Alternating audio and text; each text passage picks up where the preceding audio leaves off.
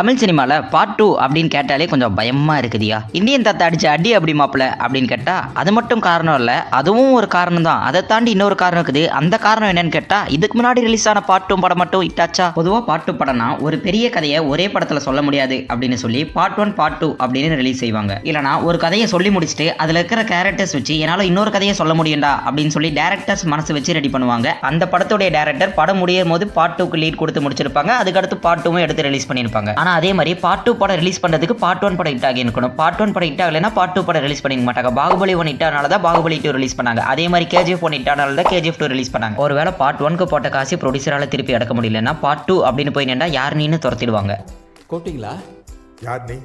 எக்ஸாம்பிளுக்கு AAA mafia chapter 1 ரெண்டுமே சொல்லலாம். ஏன்னா ரெண்டுமே பார்த்தீங்கன்னா லாஸ்ட்டில் லீடிங் கொடுத்து தான் முடிச்சிருப்பாங்க பார்ட் 2க்கு. ஆனால் பார்ட் 1க்கு போட்ட காசு எடுக்க முடியல அப்படின்றதுனால பார்ட் 2 எடுக்காமல் விட்டுருப்பாங்க. இப்படியும் இல்லாமல் பார்ட் 1ல் ஒரு கதையை சொல்லி ஃபுல் ஸ்டாப் வச்சுட்டு அதில் பயங்கரமான வசூல் பார்த்துட்டு அதுக்கு இன்னொரு சீக்வல் ரிலீஸ் பண்ணால் மறுபடியும் அதே மாதிரி கல்லா கட்டலாம் அப்படின்னு ஒரு பிளான் போட்டு கடைசியாக எதுக்கு இந்த படத்தை எடுத்தோம் அப்படின்ற அளவுக்கு மொக்க வாங்கின்னு நிறைய பேர் இருக்கிறாங்க. அது மாதிரி கமா போட்டு ஸ்டார்ட் பண்ண படம் தான் சந்திரமுகி 2, தேவி 2, மாரி 2, சாமி ஸ்கொயர், எந்திரன் இல்லை 2.0, VIP 2.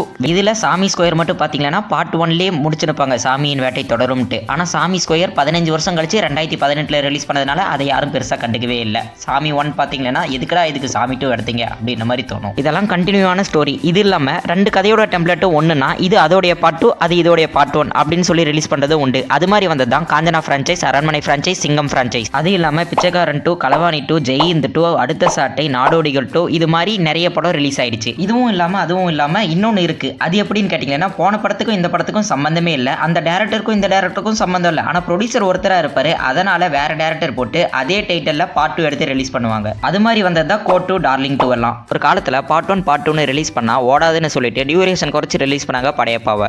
ஆனால் இப்பெல்லாம் பார்ட் 2க்கு பஞ்சமே இல்லைன்னு ஆயிடுச்சு. படம் ஓடுதோ இல்லையோ பார்ட் 2க்கு லீட் கொடுத்து முடிச்சா படம் ஹிட்டானா பார்ட் 2 ரிலீஸ் பண்ணுறேன், இல்லைனா கடையை சாத்திட்டு கிளம்பிடுறேன் அப்படின்ற மாதிரி ரிலீஸ் பண்ணுறாங்க. இதுக்கு நடுவில் ஆதி காலத்தில் வந்த படத்துக்கெல்லாம் பார்ட் 2 எடுத்து ரிலீஸ் பண்ணுறாங்க. புலன் விசாரணை 2, சார்லி சாப்ளின் 2, மணல் கயிறு 2, நீயா 2ன்னு. ரைட்டு, இது வரைக்கும் பார்ட் 2 பற்றி பார்த்தோம். இப்போ பார்ட் 2 ஏன் எடுக்கிறாங்கன்னு பார்க்கலாம். பொதுவாக பார்ட் 1 பயங்கரமாக ஹிட் ஆச்சுன்னா பார்ட் 2க்கு ப்ரொமோஷன் தேவையில்ல, ஓப்பனிங் நல்லா இருக்கும். Example Baahubali 2 opening. அதே மாதிரி வடச்சனை 2, 1001 2, புதுப்பேட்டை 2, விடுதலை 2க்கெல்லாம் ஓப்பனிங் நல்லாவே கிடைக்கும். இது மாதிரி பிளான் பண்ணி அடுத்து பார்ட் 2 அப்படின்னு சொல்லி ரிலீஸ் பண்ணுறதுக்கு லிஸ்ட் ஒன்று பெருசாகவே இருக்குது. அது என்னன்னா தனி ஒருவன் 2, டிமாண்டி காலனி 2, ராட்சசன் 2, மரகத நாணயம் 2, பிசாசு 2, கைதி 2, விக்ரம் 2, சார்பட்டா செகண்ட் ரவுண்ட், அரண்மனை 4, காஞ்சனா 2, இந்தியன் 3, மூக்குத்தி அம்மன் 2.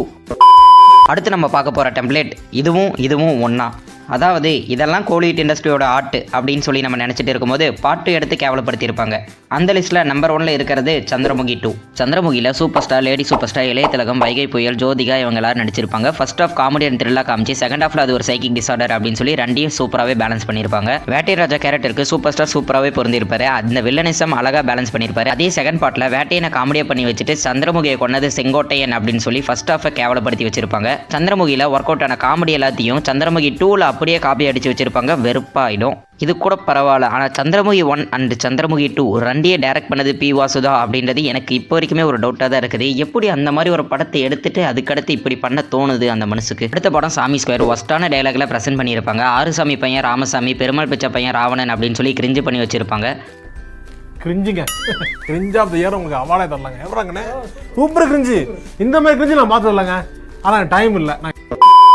சாமி 1க்கும் சாமி 2க்கும் 15 வருஷம் கேப் இருக்கும். இத்தனை வருஷம் கழிச்சு இந்த படத்தை எதுக்கடா ரிலீஸ் பண்ணுன்ற அளவுக்கு மொக்கையாக இருந்திருக்கும். அதுக்கடுத்து பிச்சைக்காரன் 2. பிச்சைக்காரன் 1ல் அம்மா சென்டிமெண்ட் சூப்பராக இருந்துச்சு. அந்த ஒரு பாட்டாலே எல்லாரையும் அளவு வச்சிருப்பாங்க. அதே பிச்சைக்காரன் 2ல் டபுள் ஆக் தங்கச்சி சென்டிமெண்ட் அப்படின்னு சொல்லி பயங்கர கிரிஞ்சு பண்ணி வச்சிருப்பாங்க. பிச்சைக்காரன் 1 பார்த்துட்டு பிச்சைக்காரன் 2 பார்த்தீங்கன்னா எதுக்கடா இதுக்கு பார்ட் 2 எடுத்தீங்க அப்படின்ற மாதிரி தோணும். அடுத்ததாக ஜெயந்த் 2. ஜெயந்த் 1 பயங்கரமான ஹிட் படம். அந்த படத்துக்கு பார்ட் 2 வந்ததே பாதி பேருக்கு தெரியாமல் இருக்கும். தெரியாமல் இருக்கிறதே நல்லது. ஏன்னா ஜெயந்த் 2 பார்த்தீங்கன்னா ஜெயந்த் 1 பிடிக்காம போயிடும். So just avoid this. அடுத்து இந்தியன் 2 பார்த்துட்டு வந்து கீதா கோவிந்தம் பார்த்தா அதில் இந்தியன் சீன் வந்துச்சு. சரி இந்தியன் 1 மறுபடியும் போய் பார்க்கலாம் அப்படின்னு இந்தியன் 1 பார்த்தா இதுக்கு எதுக்கடா இந்தியன் 2 எடுத்தீங்க அப்படின்ற மாதிரி எனக்கு தோணுச்சு. உங்களுக்கு டைம் இருந்துச்சுன்னா இந்தியன் 1 ரீவிசிட் பண்ணி பாருங்க, நல்லா இருக்கும். ரைட்டு, எனக்கு தெரிஞ்ச 5 படத்தை இந்த டெம்ப்ளேட்ல சொல்லியிருக்கேன். இதுவும் ஒன்றா அப்படின்ற டெம்ப்ளேட்ல உங்களுக்கு ஏதாச்சும் படம் தெரிஞ்சுன்னா அதை கமெண்ட்ல சொல்லுங்க. ஆக்சுவலாக இந்த வீடியோ போகிறதுக்கு காரணமாக இருந்தது இந்தியன் 2 அப்படின்னு நினைப்பீங்க. ஆனால் அதுதான் கிடையாது. இந்த வீடியோ போகிறதுக்கு காரணமாக இருந்தது டீன்ஸும் இந்தியன் 2வோட தான் ரிலீஸ் ஆச்சு. சரின்னு அந்த படத்துக்கு போனால் ஒரு கதையை சொல்லி முடிச்சுட்டு இன்னொரு கதையோட பாதி சீனை காமிச்சிட்டு இனிமேட்டு டீன்ஸ் 2ல பார்த்துக்கோ அப்படின்னு சொல்லி முடிச்சிட்டாங்க.